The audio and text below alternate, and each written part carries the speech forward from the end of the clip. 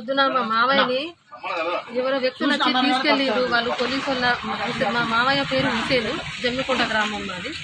పొద్దున నలుగురు వాళ్ళందరూ అన్నది తెలియదు. నాకు ఇద్దరైతే కనబడ్డారు. కార్లో తీసుకెళ్ళిండ్రు వాళ్ళు. మరి పోలీసు వాళ్ళ బయట వాళ్ళు ఎక్కడోళ్ళు అన్నది తెలియదు.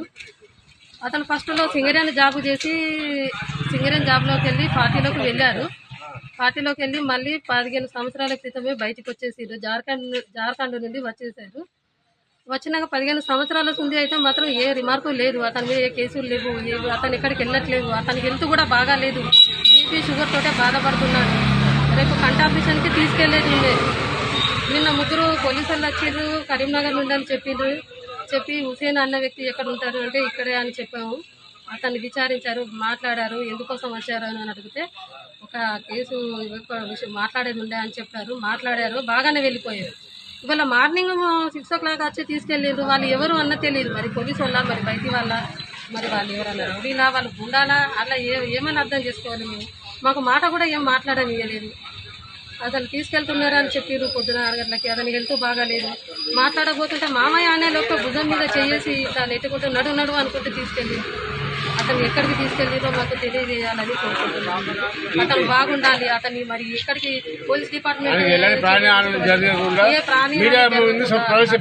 హాని జరగకుండా ఇంట్లోకి వెళ్ళి ఎట్లా తీసుకెళ్లారో అట్లా తీసుకురావాలని మేము. నా పేరు రబ్బాని, మా మిషన్ రసూల్బి. నేను వాళ్ళ అన్నయ్య, పెద్ద అన్నయ్య, చిన్న కొడుకును. ఇల్లు అక్కడ అతను ఫ్యాన్ కూడా బంద్ చేయలేదు, లైట్ కూడా ఆఫ్ చేయలేదు.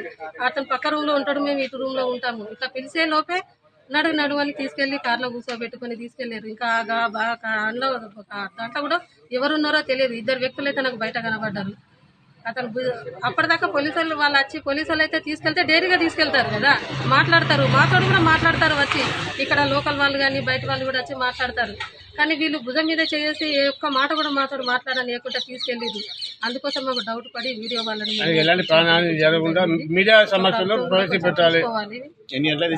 పొద్దున 6 గంటల లోపు తీసుకెళ్ళింది. ఏం చేస్తుంది అసలు? ఆయనకి ఇప్పుడు 75 years ఉంటాయి. ఏజ్ కూడా ఎక్కువనే. ఇప్పుడు తీసుకెళ్లి ఏం చేస్తారు? అనారోగ్యం కారణంతో ఇంట్లో ఉంటున్నాడు. రాత్రి కూడా హెల్త్ బాగా లేదని అంటే తినిపించుకున్నాం. నైట్లో కూడా హెల్త్ బాగా లేదు. మరి కంటి ఆపరేషన్కి ఎలా వెళ్తామని ఇదే మేము బాధ కొద్దిగా మాట్లాడుతున్నాం. కంటి ఆపరేషన్ చెయ్యరు, షుగర్ బాగా ఉంటాయని మాట్లాడుతున్నాం. మరి బీపీ షుగర్ ఉన్న వ్యక్తిని తీసుకెళ్లి టైం టు టైం భోజనం చేస్తారు. ఇంతకుముందు ఏం చేసేవాడు? ఇంతకు ముందు ఏం లేదు, 15 సంవత్సరాలు జాబ్ చేసి పార్టీ ఉద్యమంలోకి వెళ్ళిపోయిండు.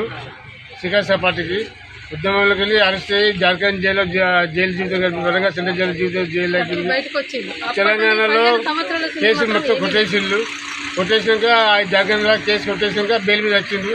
వచ్చిన నుంచి అక్కడ కేసులు కొట్టేసిళ్ళు. ప్రస్తుతం జనం ఇంట్లోనే ఉంటున్నాడు అనారోగ్య కారణం వల్ల. ప్రజలలో కలిసి మంచి చెడు మాట్లాడుకుంటూ అతని ఆరోగ్యం మాట్లాడుకుంటూ అతని ఆరోగ్యాన్ని హెల్త్ చూసుకుంటూ ఇంట్లోనే ఉంటున్నాడు అతను. అసలైన తొలి వెలుగు. ఫాలో వాట్సాప్ @తొలి వెలుగు official.